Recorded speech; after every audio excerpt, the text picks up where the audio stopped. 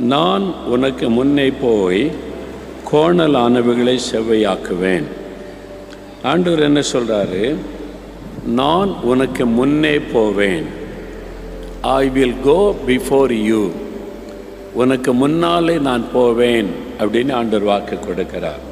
ஏதோ ஒரு காரியம் உங்களுடைய உள்ளத்தை பாதித்திருக்கிறது, முன்னேறி போக முடியலை. உங்களுடைய பிஸ்னஸில், வேலை காரியத்தில், உங்களுடைய குடும்ப சூழ்நிலை, பிள்ளைகள் காரியத்தில் முன்னேறி போக முடியலை. இப்போ ஆண்டவர் சொல்கிறாரு, என்ன பண்ணுறதுன்னு தெரியாமல் திகைக்கிறீங்க.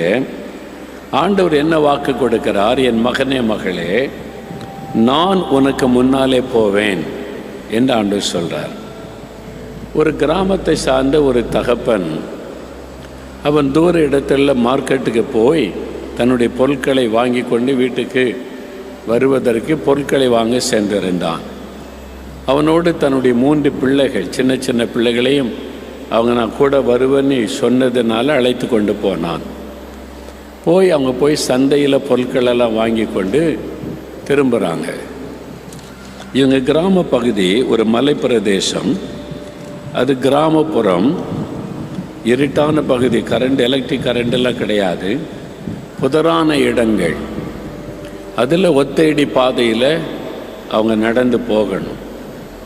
இப்போது அவங்க கொஞ்சம் தூரம் நடந்து வரக்குள்ளே இருட்டி விட்டார், சூரியன் அஸ்தமித்து விட்டார், இருள் சூழ்ந்து விட்டது, வழியே தெரியவில்லை. இப்போ பிள்ளைகளுக்கு ஒரு பயம், எல்லாம் சின்ன சின்ன பிள்ளைகள், பயம். எப்படி போகிறது அப்பா? டார்க்காக இருக்குது, ஒன்றுமே தெரிய மாட்டேங்குது, வழியே தெரிய மாட்டேங்குது, எங்கே பார்த்தாலும் புதராக இருக்குது, கால் வைக்கவே பயமாக இருக்குது, என்ன ஆபத்து இருக்குமோ? பிள்ளைகள் பயத்தில் சூழ்நிலை பார்த்து தடுமாறுகிறார்கள். உடனே தகப்பன் தன் பக்கத்தில் நடந்து வந்த பிள்ளைகளை பார்த்து, எனக்கு பின்னால் வாங்க, வரிசையாக வாங்க, அப்பா முன்னால் நடக்கிறேன், நீங்கள் என்னை பின்பற்றி எனக்கு பின்னாலேயே வரணும், நீங்கள் சைடில் போகக்கூடாது, கரெக்டாக நான் நடக்கிற பாதையில் என்னை பின்பற்றி வாங்க, நான் முன்னால் போகிறேன், எந்த ஆபத்துனாலும் முதல்ல என்கிட்ட தான் வரணும், அதை தாண்டி தான் உங்ககிட்ட வர முடியும், அதனால் நான் முன்னால் போகிறேன், எனக்கு பின்னால் நீங்கள் வாங்க அப்படின்னு தகப்பனார் சொன்னார். பிள்ளைகள் சரின்னு சொல்லி தகப்பனுக்கு பின்னால் வரிசையாக அந்த 3 பிள்ளைகளும் கையில் பாரம், தலையில் ஒருத்தருக்கு பாரம், பொருட்களெல்லாம் வைத்து கொண்டு நடக்கிறாங்க. ஒன்றுமே தெரியல, எங்கே பார்த்தாலும் இருட்டு. தகப்பனார் மட்டும் தெரிகிறார், வெள்ளை ட்ரெஸ் போட்டதுனால முன்னால் அவர் நடந்து போகிறது தெரிகிறது. அவரை பார்த்து அப்படியே பின்னாலேயே போகிறாங்க. ரொம்ப அமைதி, காட்டு பகுதி, புதர்கள் மண்டி இருக்கிறது, அது மாதிரி துஷ்ட மிருகங்கள், விஷ ஜந்துக்கள் நடமாடுகிற இடம். அதில் இந்த பிள்ளைகள் பயத்தோடு நடந்து நடந்து போகிறாங்க. ஆனால் ஒரே ஒரு தைரியம், முன்னால் அப்பா போகிறாங்க, அப்பாவுக்கு பின்னால் தானே நம்ம போகிறோம் அப்படின்ற ஒரு தைரியம்.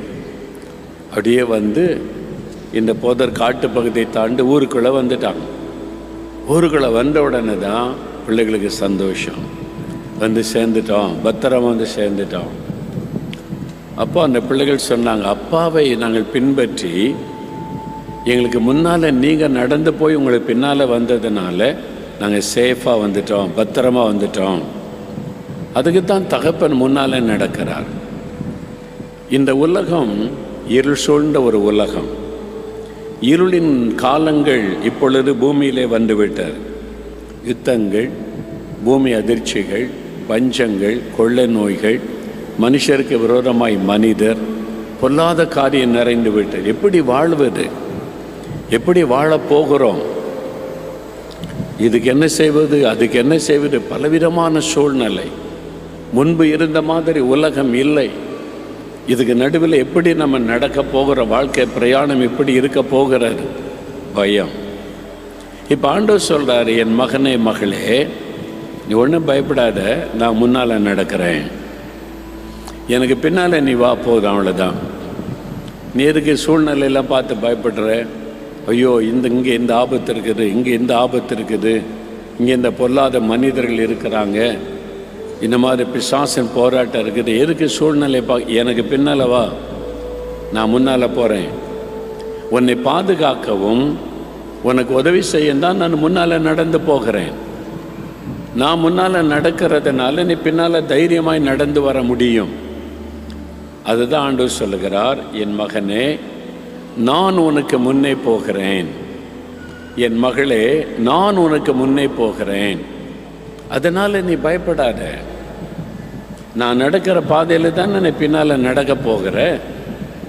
நீ இப்படி போன்னு சொல்லிட்டு நான் ஒதுங்கி நிற்கலையே, உனக்கு முன்னால் நான் நடக்கிறேன், எனக்கு பின்னால் பின்பற்றி வா, அவ்வளோதான். அதான் ஆண்டவர் சொல்லுகிறார். இன்றைக்கி நீங்கள் நடக்கிற வழி, பாதை, உங்களுடைய வாழ்க்கை, உங்களுடைய எதிர்காலம், அதை குறித்து ஒரு பயம் நிறைய பேருக்கு.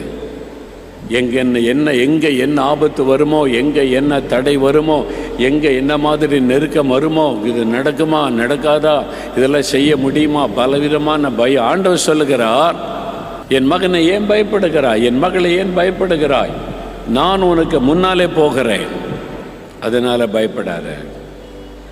ஏன் ஆண்டவர் முன்னாலே செல்லுகிறார்? அவர் முன்னாலே சென்று என்ன செய்ய போகிறார்? மீகாவின் புஸ்தகம் 2ஆம் அதிகாரம் 13வது வசனம். தடைகளை நீக்கி போடுகிறவர் அவர்களுக்கு முன்பாக நடந்து போகிறார். அவர்கள் தடைகளை நீக்கி வாசலால் உட்பிரவேசித்து கடந்து போவார்கள். அவர்கள் ராஜா அவர்களுக்கு முன்பாக போவார். கர்த்தர் அவர்கள் முன்னணியில் நடந்து போவார். கர்த்தர் அவருடைய முன்னணியில் நடந்து போவார். எதற்காக? தடைகளை நீக்கி போடுகிறவர் முன்னாக நடந்து போகிறார். ஏன் ஆண்டவர் முன்னாலே போகிறார்? தடைகளை உடைத்தெறிவதற்காக, தடைகளை நீக்குவதற்காக. உங்களுடைய வாழ்க்கை பிரயாணத்தில் சில தடைகள் வந்திருக்கிறது. உங்களுடைய வேலை காரியத்திலே தடைகள் வந்திருக்கிறது. பிள்ளைகளுடைய திருமண காரியத்திலே தடைகள் வந்திருக்கிறது. உங்களுடைய தொழில் காரியத்திலே தடைகள் வந்திருக்கிறது. பிஸ்னஸில், ஊழியத்தில் தடைகள் வந்திருக்கிறது. யாரோ தடுக்கிறாங்க, ஏதோ தடுக்கிறது, ஒன்று நிறைவேற மாட்டேங்குது, பாதியில் நிற்கிறது, தடையாகி போகிறது. அதுக்கு என்ன செய்வதுன்னு தெரியவில்லை. இப்போ ஆண்டவர் சொல்லுகிறார், என் மகனே மகளே, நீ கொஞ்சம் பின்னால் வா, எனக்கு பின்னால், நான் முன்னால் நடக்கிறேன். நான் தடைகளை நீக்கி போடுகிற கர்த்தர். அவர் இன்றைக்கு உங்களுடைய வாழ்க்கையில தடைகளை எல்லாம் நீக்க போகிறார். உங்களை தடைப்படுத்துகிற காரியம் எல்லாம் விலக போகிறது. காரியம் வாய்க்க போகிறது.